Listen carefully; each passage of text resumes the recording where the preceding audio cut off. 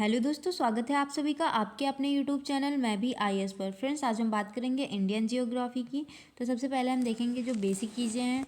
तो भारत का नामकरण, तो जो ऋग्वैदिक काल में भारत को किस नाम से जानते थे? आर्यव्रत के नाम से जाना जाता था। भारत का नाम राजा भरत के नाम पर भारतवर्ष पड़ा। ईरानी निवासियों ने भारत का नाम हिंदुस्तान दिया था। हिंदुस्तान अगर पूछेंगे कि किसने दिया था नाम, तो ये ईरानी निवासियों के द्वारा दिया गया था। यूनानी निवासियों के द्वारा भारत का नाम इंडिया दिया गया। भारत को इंडिया किसने कहा? यूनानी निवासियों ने कहा। और भारत का नाम राजा भरत के नाम पे पड़ा और ऋग्वैदिक काल में भारत को आर्यव्रत के नाम से जाना जाता था। भारत का कुल क्षेत्रफल कितना है? कभी कभी ये पेपर में पूछ लेते हैं। तो 32,87,263 वर्ग किलोमीटर है।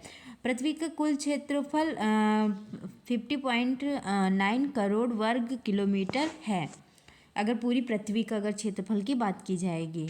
आगे हम देखते हैं, भारत विश्व के क्षेत्रफल का कितने प्रतिशत है?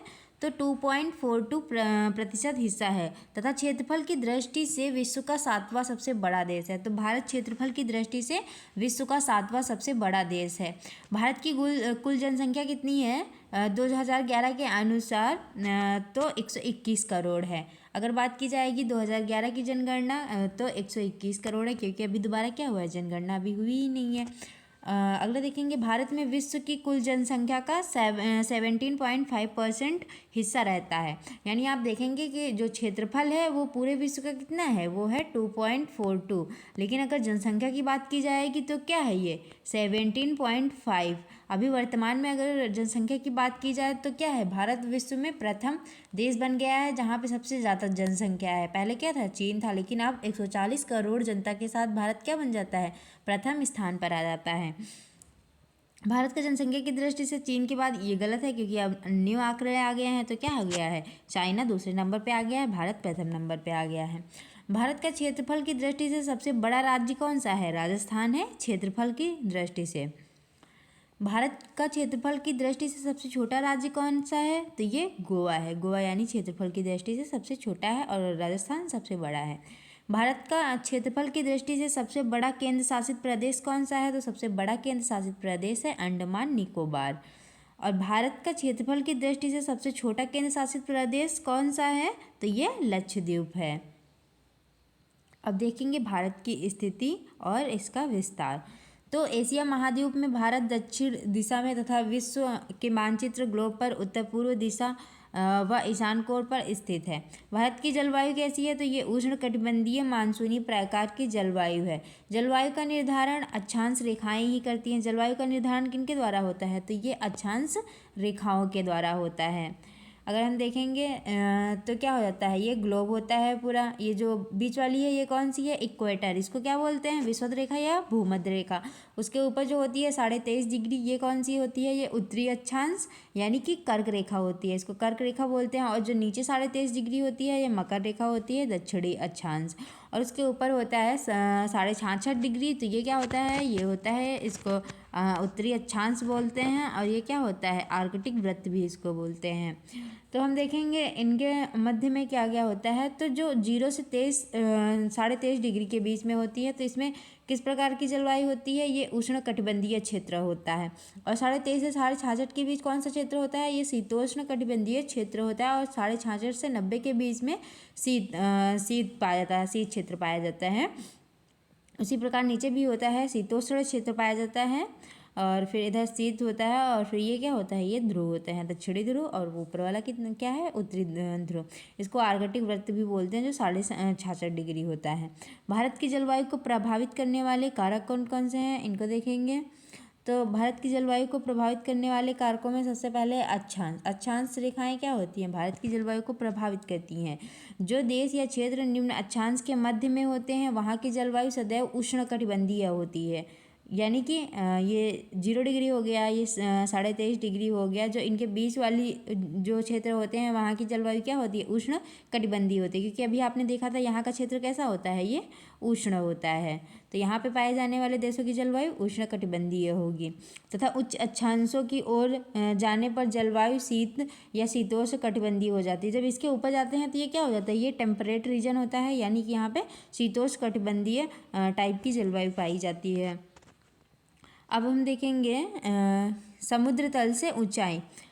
तो समुद्र तल से ऊंचाई बढ़ने के साथ साथ तापमान में कमी आती है। उदाहरण के तौर पर अगर हम देखें, आगरा तथा दार्जिलिंग एक समान अक्षांशों पर स्थित होने के बावजूद जिस समय आगरा का तापमान 16 डिग्री रहता है, उसी समय दार्जिलिंग का तापमान 4 डिग्री होता है। क्योंकि दार्जिलिंग आगरा से अधिक ऊंचाई पर स्थित है।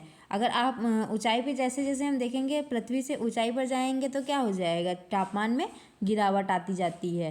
तो दार्जिलिंग का क्या है, ऊपर है, पहाड़ी क्षेत्र है, तो यहाँ पे क्या होती है, ठंड ज़्यादा होती है। और नीचे आगरा नीचे है, तो यहाँ पे क्या है, ठंड कम है और गर्मी ज़्यादा है।